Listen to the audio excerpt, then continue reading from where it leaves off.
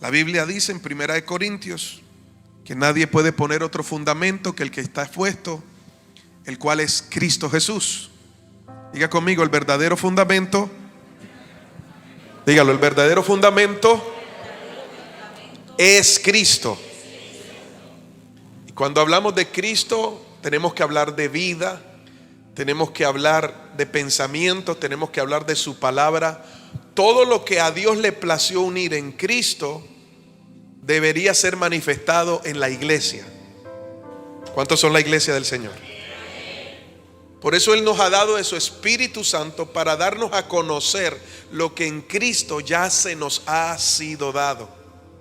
Cuando tenemos esa sabiduría espiritual, dejamos de pedir lo que no estamos viendo y nada más y pedimos es que se manifieste lo que ya en Cristo se ha dado para nosotros, y es todo lo que se requiere para que el propósito de Dios se cumpla en su vida.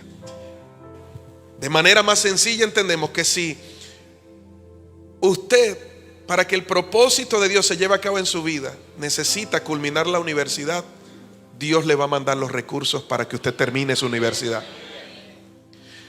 Si para que el propósito de Dios se cumpla en su vida, está dentro de ese propósito que usted sea un empresario exitoso en Cristo, Dios le va a dar todo lo que usted necesita para que su empresa produzca y se extienda a la derecha y a la izquierda, y el nombre de Cristo sea exaltado a través de la labor de sus manos. Si lo que usted necesita hace parte del propósito de Dios y usted necesita en esa vida profesional desarrollar lo que ha aprendido y estar en lugares de honor, Dios va a mover cielo y tierra y va a declarar la palabra para que usted sea ubicado en lugares o en posiciones de honor. Todo ya está dado en Cristo, pero si no conocemos a Cristo, ¿cómo vamos a saber lo que con Él viene? Entonces, si nuestro conocimiento no es el correcto, nuestra construcción de todo lo que hagamos no tendrá un buen fundamento. Al ignorar lo que es correcto, lo que es verdad en nuestra vida, o lo que es verdad como fundamento en la palabra del Señor, tendemos a cometer errores, a errar al blanco. Errar al blanco es pecar. Cuando usted hierra al blanco es porque usted desconoce o no ha querido dar como una verdad sentada en su vida lo que está recibiendo. Entonces erramos al blanco. O erramos por desconocimiento o por ser testarudos. La mayoría de las veces erramos en el Evangelio porque tenemos un concepto muy sencillo de lo que es el Evangelio y de lo que es el centro del Evangelio. Por eso hacemos hincapié en las escuelas que tenemos en la iglesia, Mis Primeros Pasos, la escuela ministerial, para que podamos realmente entender cuál es el centro del Evangelio y en qué nos necesitamos enfocar. Ayer le decía a los muchachos cuando estábamos en el momento de ministración, en la tarde, en el salón auxiliar, algo que aprendía, y es que lo que se enfoca se potencializa. Lo que se enfoca se potencializa. Por ejemplo, la luz del sol cae sobre todos, pero no quema. Usted no ve árboles encendiéndose o una hoja seca, usted la pone al sol y de pronto no se va a prender. Pero si enfocamos la luz del sol hacia esa hoja con una lupa, ¿qué puede suceder? Se quema, ¿verdad? Se potencializa. Esto es importante porque necesitamos comenzar a entender qué suma en nuestra vida y qué resta en nuestra vida, y no dejarlo en conjunto con lo que suma, sino lo que resta hay que desecharlo. Pablo entendió muy bien esto y dijo: lo que yo he aprendido lo tengo por basura, ya caducó, porque conocí la ley y me fue buena hasta un tiempo, pero ahora conozco a Cristo, y para conocer a Cristo y su gracia, ya lo que la ley me había enseñado ya caducó. Entonces hay cosas que yo tengo que aprender a examinar con lupa y entender qué es lo primero, lo prioritario, lo urgente, lo necesario, para que el fundamento sea correcto. ¿Cuál es la anchura? ¿Cuál es la profundidad de lo que necesito para qué es lo que Dios me va a mandar a construir? Porque no es lo mismo construir un edificio que construir una casa de un solo piso. Usted no puede hacer un fundamento para una casa de un solo piso y luego pretender pedir un permiso para que pueda levantar 10. Usted le pueden dar un permiso, pero ¿qué es lo que tendría que hacer? Tendría que derribar y tendría que enfocarse en el fundamento. A veces trabajamos el doble porque no le pedimos a Dios cuál es tu voluntad, cuál es tu propósito, para saber cuál es la profundidad y cuál es la anchura de lo que yo necesito en mi vida. Y vivimos de prueba a error, de prueba a error. Dios no determinó que esa sea la vida que tiene para ti. Él estableció una vida y vida en abundancia, pero te la estableció a través de Cristo. Y si no me enfoco en conocer a Cristo, ni siquiera la iglesia tiene que enfocarse en pelear contra el pecado, en soltar el pecado. Tú tienes que enfocarte en Cristo. Y cuando te enfocas de la vida en Cristo, no pecas. Porque el que ama a Cristo no peca. O de una manera más sencilla, no practica el pecado. Pero la carne se levanta cuando usted determina menguar su relación con Dios. Entonces miramos que hace parte de fundamentar una relación con Dios. Miramos en lo que es el estudio de la palabra. Si la palabra es mi alimento y es lo que me revela quién es Cristo, entonces yo tengo que preguntarme en la semana cuántos textos bíblicos me aprendo, en la semana cuánto leo la Biblia, en la semana cuánto escudriño la palabra. Porque leer no leemos una novela de Harry Potter y así nos leemos la Biblia, pero eso no hizo un efecto en nosotros. La Biblia dice escudriñar las escrituras, porque a vosotros os parece que en ella está ¿qué? Y ellas son las que dan testimonio de mí, dijo Jesús. Entonces, si a Dios le plació unir las cosas en Cristo y mi relación con la palabra no es constante, la pregunta es ¿cuánto conozco a Cristo? Y si mi conocimiento de Cristo es muy sencillo, de 2 horas solamente los domingos a la semana, entonces voy a tener un fundamento tan pobre que cuando venga el tiempo de la prueba, porque va a llegar, mi casa va a tambalear. No porque Dios no nos ama, sino porque nosotros no provocamos el acercarnos a Dios. Yo le decía a los muchachos ayer, hay un salmo que David escribió en donde dice: una cosa he demandado a Jehová, Salmo 27. ¿Y esta qué? Buscaré. Una cosa he demandado. ¿Qué significa?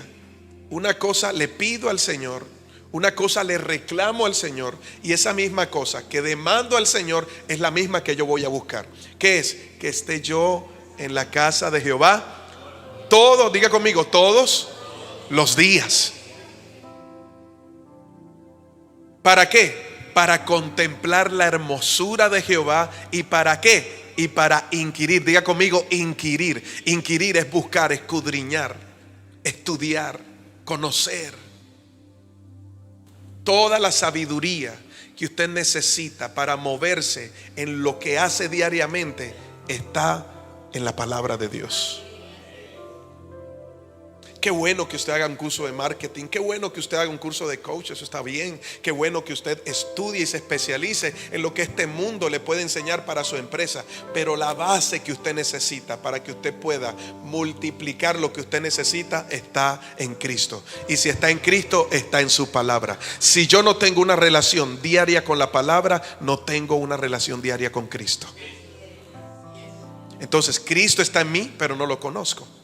Estoy durmiendo con un desconocido. Estoy adorando como los de Atenas, que tenían varios monumentos a varios dioses, y cuando Pablo ve uno que no tiene imagen, solamente dice al Dios no conocido. Y como iglesia estamos adorando un Dios que no conocemos.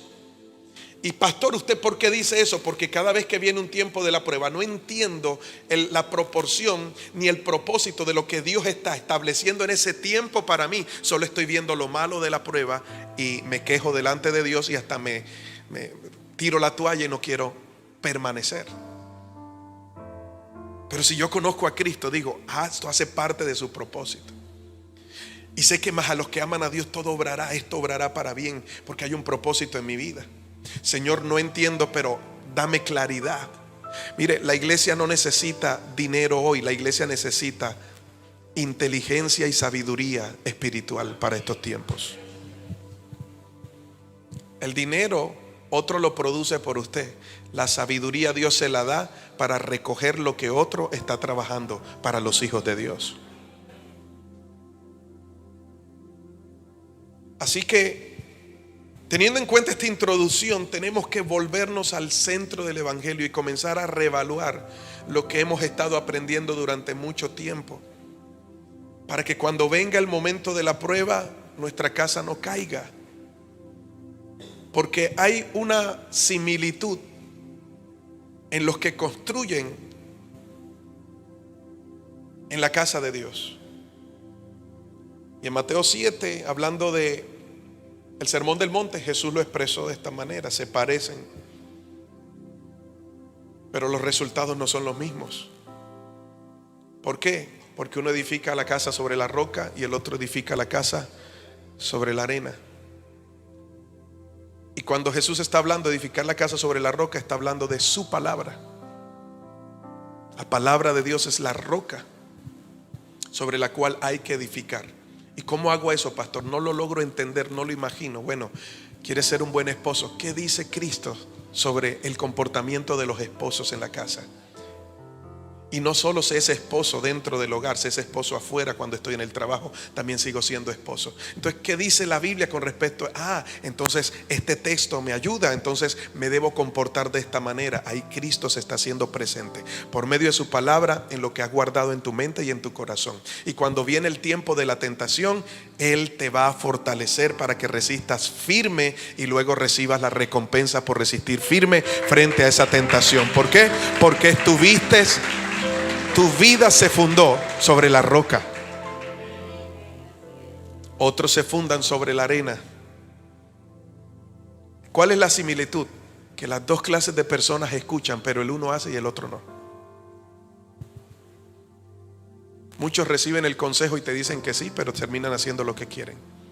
Entonces necesitamos reevaluar cuál es el verdadero evangelio. Y en 1 Corintios 15, el apóstol Pablo le dice a los corintios, una iglesia con muchos dones, con ministerios, con mover y experiencias, pero les recuerda y le dice lo siguiente: ahora, amados hermanos, permítanme recordarles la buena noticia que ya les prediqué. En ese entonces la recibieron con gusto y todavía permanecen firmes en ella. Esa es la buena noticia que los salva. Si ustedes siguen creyendo en el mensaje que les prediqué, a menos que hayan creído algo que desde un principio nunca fue cierto. Entonces tenemos que comenzar a evaluar qué creí durante mis 10 años de evangélico. Creí algo que desde un principio nunca fue cierto, porque no me di cuenta si realmente estaba escrito, o simplemente creí lo que me enseñó el pastor. Cuando usted venga aquí, tome notas, vaya a su casa, confirme si lo que se le dijo aquí es lo correcto, ponga la prédica nuevamente, tenga la Biblia en la mano, y luego cuando ya usted haya estudiado, entonces dígale: amén, pastor. Porque puede ser que hayan creído algo que desde un principio nunca fue cierto. Y entonces él dice, se los recuerda y le dice: yo les transmití a ustedes lo más importante. Diga conmigo: lo más importante. Porque lo que se enfoca, ¿qué? Ya se le olvidó.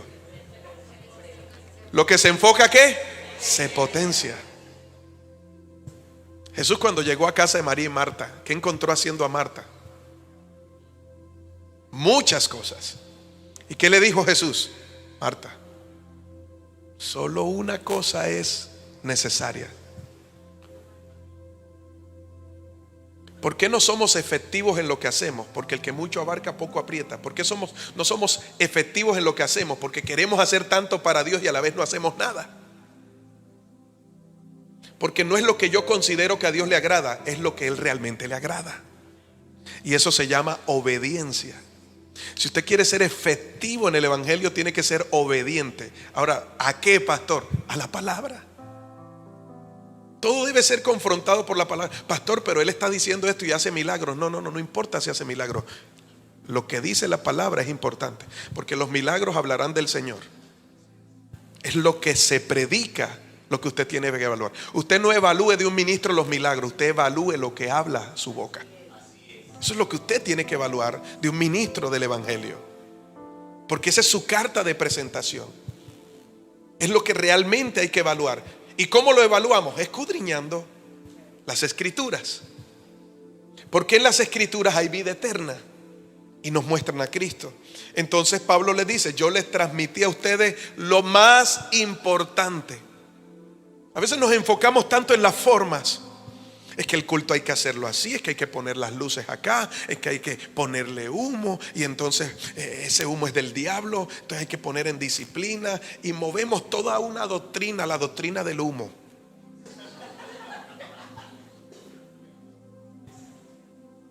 Volvemos las experiencias doctrina. Entonces alguien tuvo una experiencia con el Señor y ahora todo hay que hacerlo de así, de esa manera, porque Dios se movió de esa manera. Dios se mueve en múltiples maneras, porque la Biblia habla de una multiforme gracia. Pero si desconocemos las escrituras, vamos a ir detrás de la mejor experiencia. Y gloria a Dios por las experiencias. Gloria a Dios si usted viene y se cae al piso. Gloria a Dios por eso. Gloria a Dios si usted dice: ay, me ericé, eso estuvo bueno. Pero mayor gloria es que usted diga: entendí la palabra y esto es lo que tengo que poner en práctica para esta semana. Recibí la instrucción del Señor y me voy lleno a casa porque Dios me habló. No me caí al piso, no me estremecí, no me ericé, pero la palabra se guardó en mi corazón. Y eso es lo que te va a mantener, estar sobre la roca. Entonces lo que se enfoca se potencializa. ¿En qué estamos enfocados? ¿En cómo hacemos las cosas o en el fundamento, que es lo que sostiene todo? ¿Por qué hoy la iglesia está tan dividida? Porque estamos peleando más por las formas y no nos enfocamos en el uno, que es Cristo Jesús.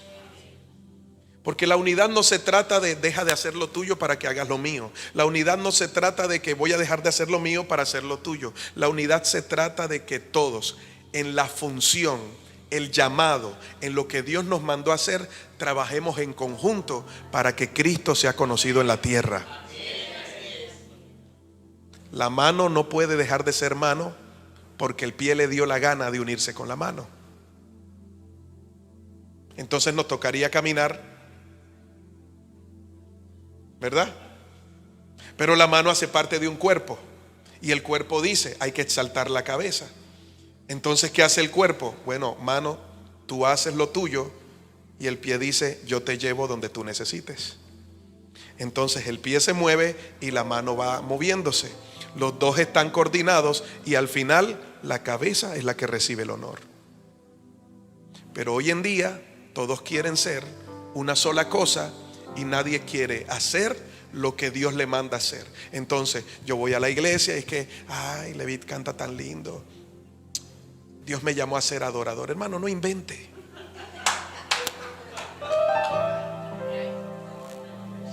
Si quiere, estudie. Pero el hecho de que a usted le llame la atención no quiere decir que para eso lo llamó el Señor. Así que diga al que está a tu lado: ubícate.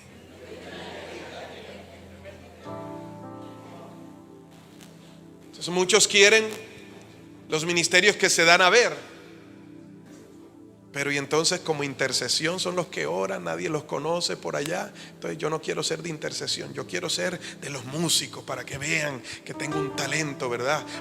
O quiero que el pastor me ponga a predicar en el púlpito y esto y lo otro. Usted tiene que estar enfocado. Porque a veces los que menos se ven son los que más fuerza le dan a la iglesia.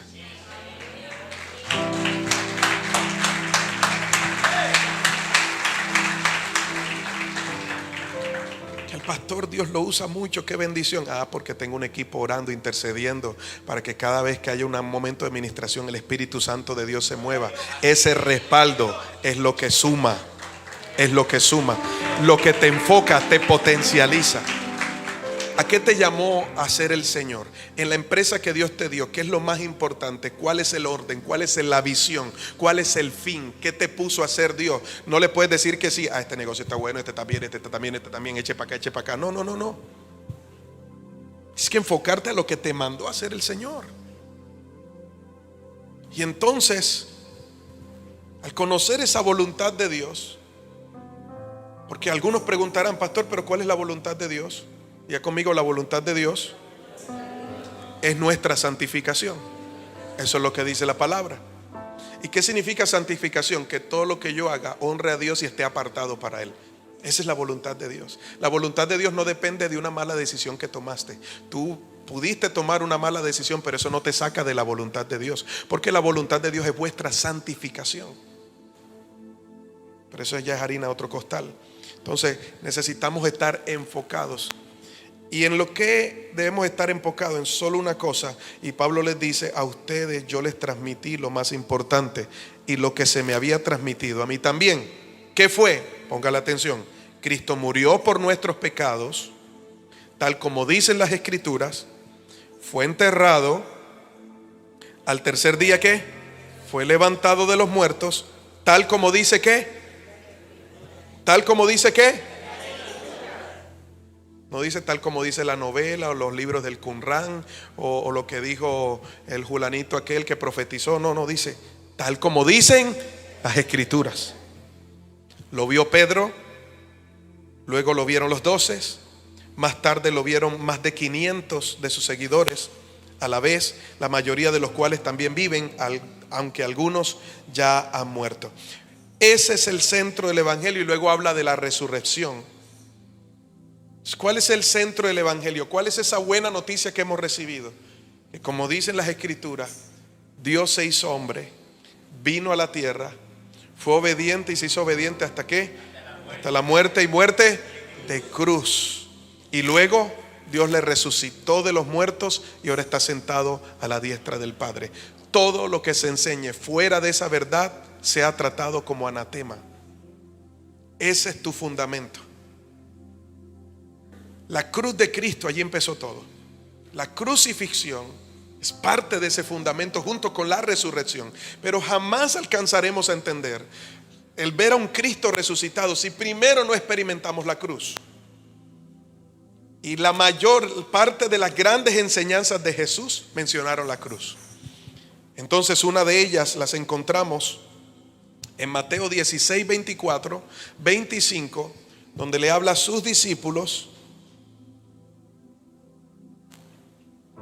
y les dice: si alguno de ustedes quiere ser mi seguidor, diga conmigo, tiene. Mis amados, solo algo es opcional, y es si usted quiere seguir a Cristo. Pero una vez usted decida seguir a Cristo, ahí lo que viene después no es opcional. Una vez decides seguir a Cristo, no puedes seguirlo llamando Señor, Señor y seguir haciendo lo que tú quieres. Porque una vez sigues a Cristo, Él se convierte en Señor de tu vida. Él es soberano, no puede ser cuestionable, y tú debes estar dispuesto a sujetarte a todo lo que tu Señor quiere que hagas. Ese es el verdadero evangelio.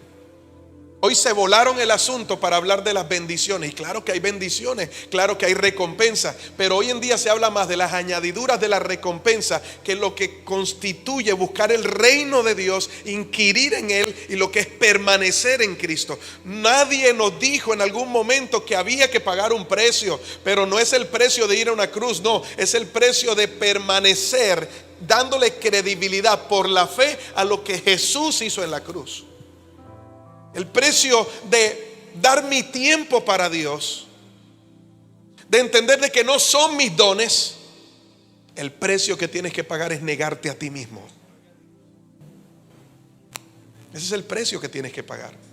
El precio que tienes que pagar no es una siembra de 1 millón y Dios te va a dar 2 millones. No, el precio que tienes que pagar es negarte a ti mismo. Puedo llegar al punto de decir, ya no vivo yo, sino que Cristo vive en mí. Y si mi amén es el correcto, entonces después de eso puedes decirle a la gente, imítenme a mí como yo imito a Cristo. Es que lo uno tiene que llevar al otro, porque la gente del mundo jamás podrá conocer a Dios si la iglesia no lo manifiesta.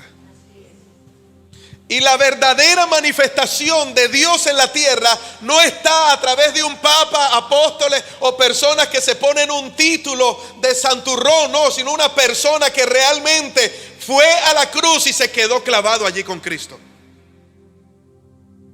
El que hizo un cambio en su vida, hizo de que su vida estuviera rendida completamente a Dios.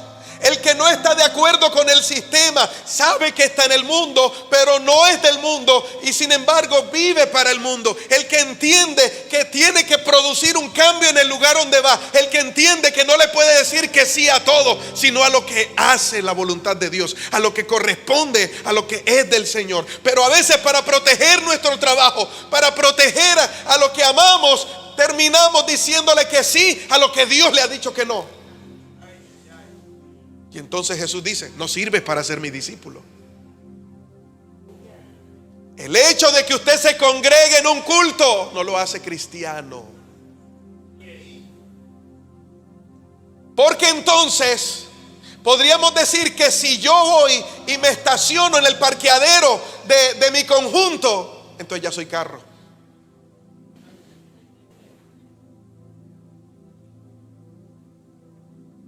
¿Estamos aquí? Así que la iglesia necesita despertar. ¿Qué pide Dios de nosotros? David, conociendo la ley, él dijo, yo he demandado una cosa al Señor. Es lo que debería estar en nuestro corazón. En vez de estar pidiendo tantas cosas, solo una cosa es necesaria: que esté yo en la casa de Jehová todos los días para contemplar su hermosura e inquirir en su templo.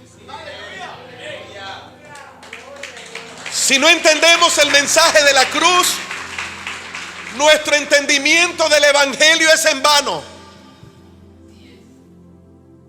Y cuando te hablo de la cruz, te hablo de un mensaje. No te hablo de 2 maderos que fueron cruzados. No te hablo de la historia. No te hablo de un amuleto. Te estoy hablando de un mensaje que en 1 Corintios dice el apóstol Pablo que el mensaje de la cruz es locura para los que se pierden. Es un mensaje que no es recibido con el intelecto, sino con la fe. Y que al ser entendido y recibido con la fe, genera una transformación de adentro hacia afuera. No te indica o no te lleva a buscar añadiduras, sino lo que es más importante, el reino de Dios. Y créame, el reino de Dios consigo trae todas las añadiduras que usted necesita para que viva bien sobre esta tierra. Todo. Así que Jesús le dijo, si alguno de ustedes quiere ser mi seguidor, eso es opcional. Hay simpatizantes, hay gente que le gusta venir, pero otra cosa es ir más allá. Y para eso, entonces, si alguno quiere, entonces tiene. Diga conmigo, si alguno quiere, entonces ¿qué? Entonces tiene. ¿Y qué tiene que dejar? Dice, abandonar su propia manera de vivir. Todos tienen una propia manera de vivir. ¿O no? Usted toma decisiones porque usted tiene una perspectiva de la vida.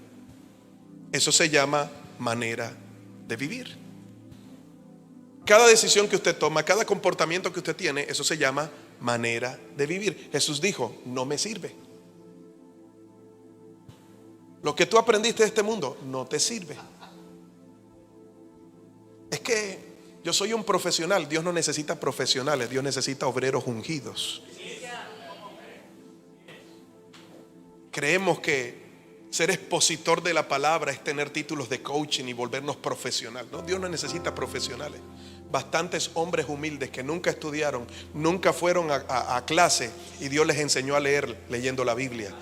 Y cuando declaraban la palabra, declaraban lo que era verdad, y el Espíritu Santo se movía y los milagros sucedían. El mismo apóstol Pedro fue levantado y en su primer mensaje se convirtieron 5,000. Y no era el coach Pedro.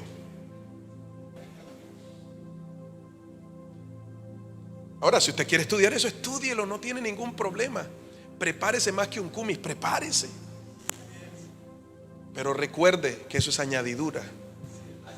Y quizás será el instrumento de Dios para que usted muestre lo que es realmente verdad. No lo que usted adquirió con el conocimiento del mundo, sino el verdadero conocimiento espiritual que viene de la palabra de Dios.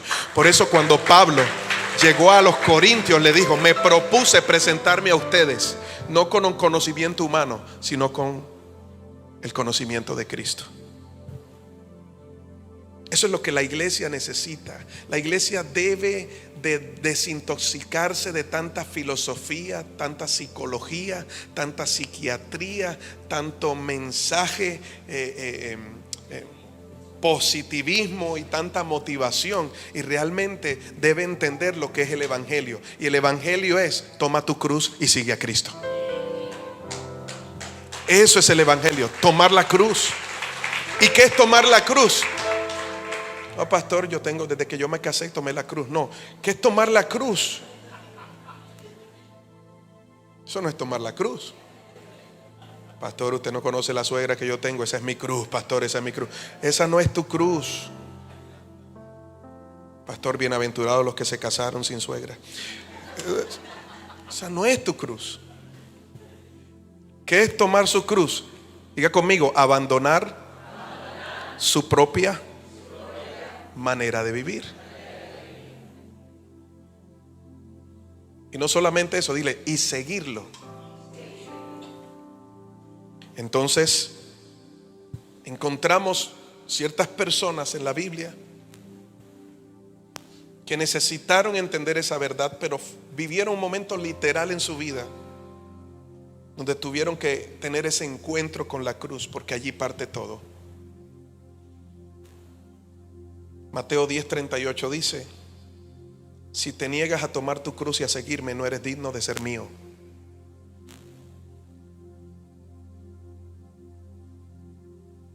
Todos somos creyentes, sí. Pero yo creo que la mayor pregunta es: ¿somos dignos de ser del Señor? Porque recuerde que cuando Cristo venga habrá una separación. Él va a reunir a todos, que el reino de los cielos es como el que tira la atarraya y coge todo lo que está en el mar, pero luego comienza a decir: esto sirve y esto no sirve. Entonces, este creyó, pero no fue digno mío. Este me llamó Señor, pero nunca hizo lo que yo quise. Este hizo milagros porque me plació darle los dones, porque donde él estaba había necesidad y me plació darle los dones para que se moviera. Pero no todo el que dice Señor, Señor entrará al reino de los cielos.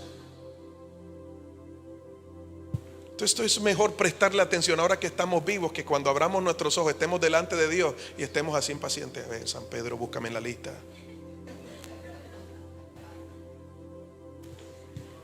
¿Cómo así que no estoy? Ay, Dios mío. Busca bien, busca bien, busca bien. Dale control B. Busca bien. Mira, mi nombre es Julanito de tal. Usted no aparece aquí. Ay, santo Dios, Padre. Ese pastor no me sirvió, no me sirvió. No, es que el problema no fue el pastor, el problema es tuyo. Yo le respondo por lo que predicamos aquí, pero lo que usted escucha de aquí para afuera ya es cuestión suya. Amén. Sonría, que Cristo le ama. Y al que está a tu lado: mi nombre sí va a estar. No sé si al principio o al final, pero tiene que estar, Dios mío. Tiene que estar.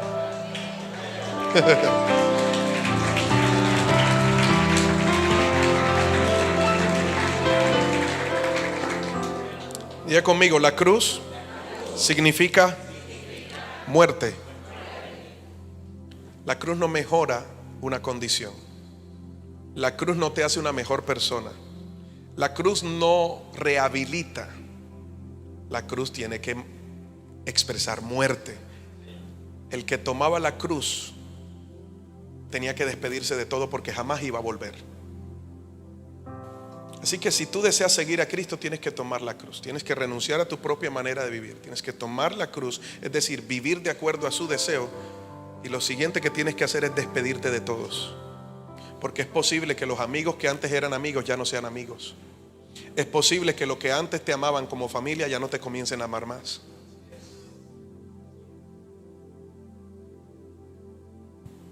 Amén. Pastor, desde el momento en que comencé a seguir a Cristo, realmente mi vida ha cambiado. Pero hasta el perro se fue de la casa. Bueno, bienvenido al club. Ese perro era inconverso, hijo del diablo, tenía que irse.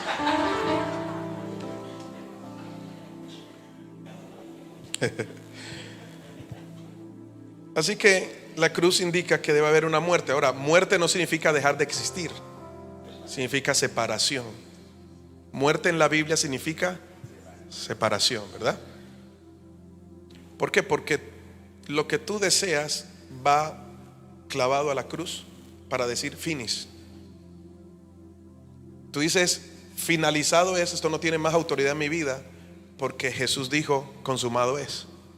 Y lo dijo en la cruz. Así que todos mis pecados están clavados ahí.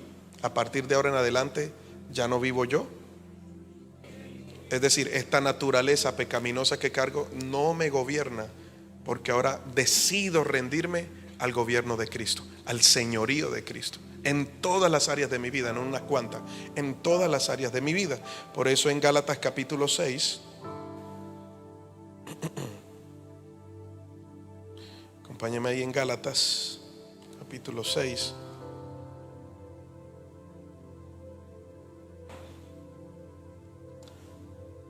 Dice la Biblia: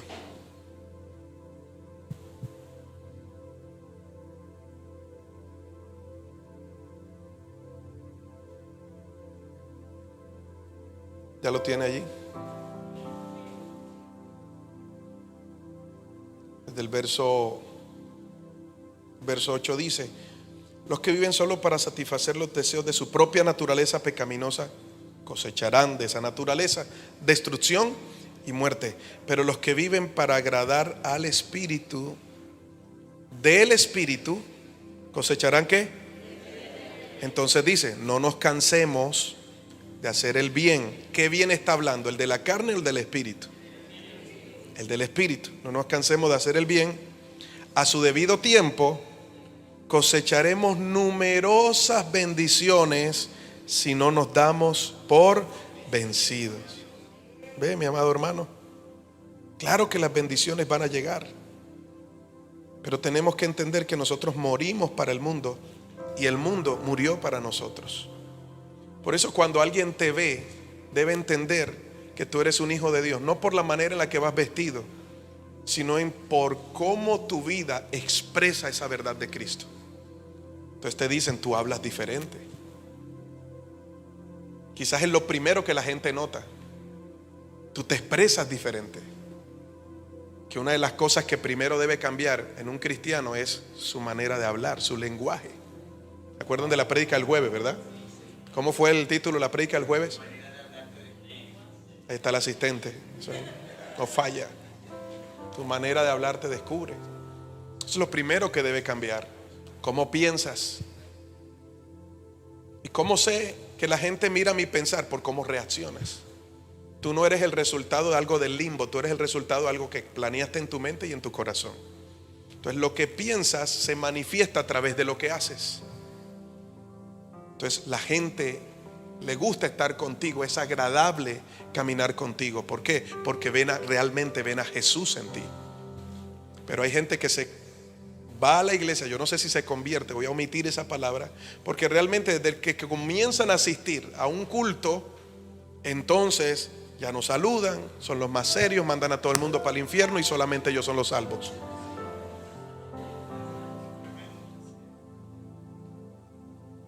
Entonces la familia se va, no quiere saber nada de Jesús, porque ese Jesús nos los arrebató y lo dañó por completo. Entonces necesitamos mostrar realmente a Cristo. Por eso la Biblia dice que hay que ser sal y hay que hacer luz. No hay nada tan feo que tomarse una sopa sin sal. Sí le ha pasado, ¿verdad? O como cuando usted estaba empezando a cocinar y hacía el arroz y se le olvidaba la sal. Usted por amor decía, está bueno.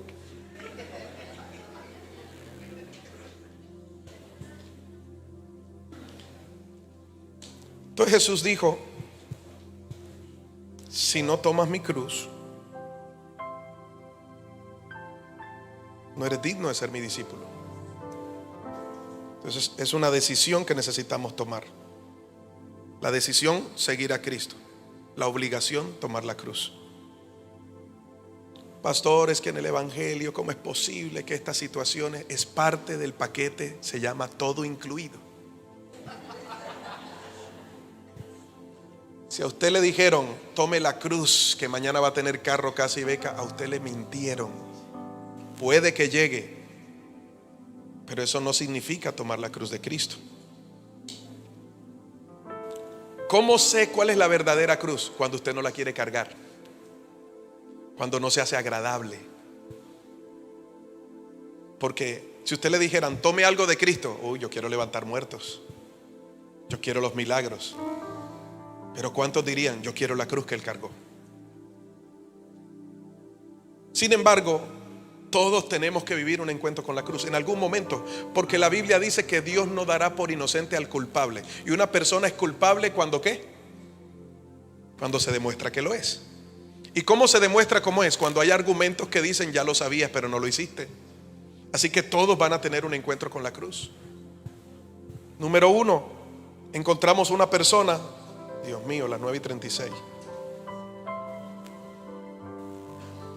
Ya sabe que los mensajes del pastor tienen 1, 2, 3, 4, 5 y punto suspensivo, ¿no?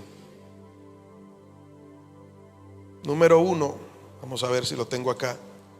Una persona en Marcos capítulo 15, verso 21.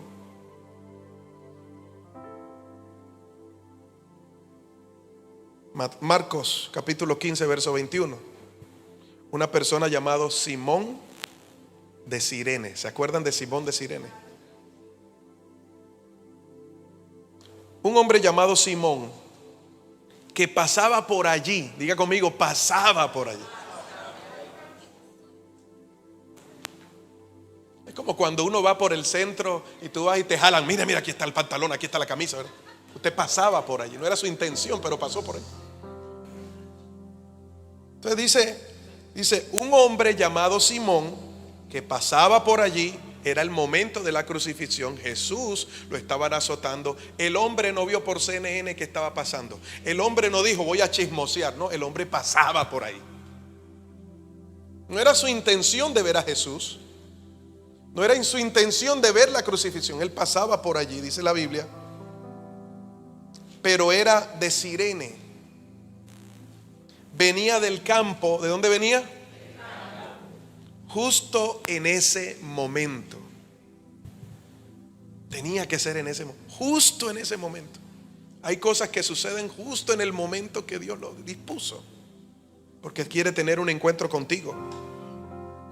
Vamos preparando la cena y la van trayendo, por favor. Dice, y los soldados lo obligaron a llevar la cruz de Jesús. Entre paréntesis dice, Simón era el padre de Alejandro y de Rufo. ¿Por qué aparecen esos nombres ahí? ¿Quién era Rufo? ¿Quién era Alejandro? ¿Por qué aparecen allí? La Biblia no coloca las cosas para rellenar renglones. Grandes estudiosos dicen que Alejandro y Rufo eran importantes para el tipo de público al que Marcos les estaba escribiendo. ¿Por qué? Porque se convirtieron en discípulos de Cristo después de que su padre tuvo un encuentro con la cruz. Wow. Por eso marca esa referencia. Él era padre de Alejandro y de Rufo. Pero Simón no lo buscó.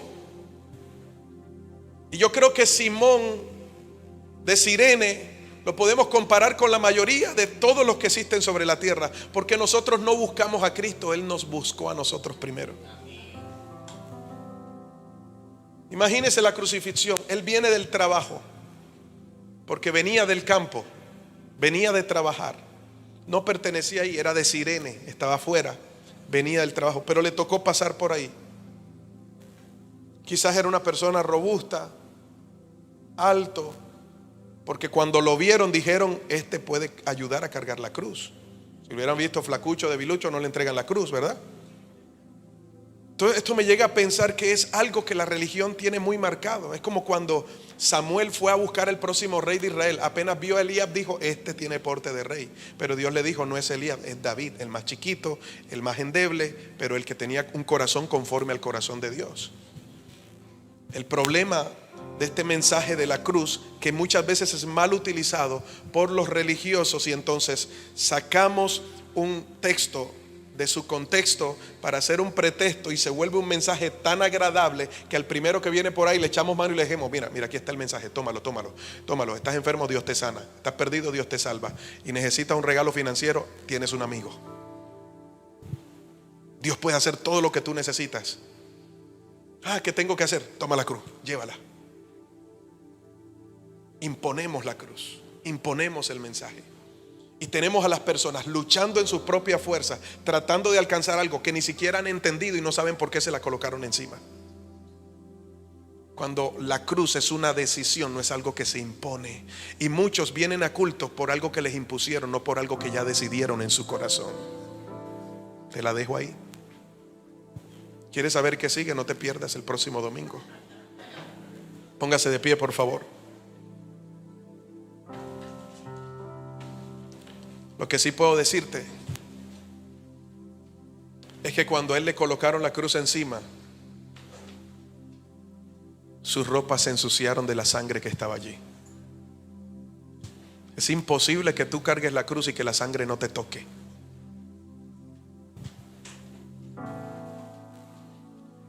Y algo que tiene la sangre en la ropa, ¿qué es?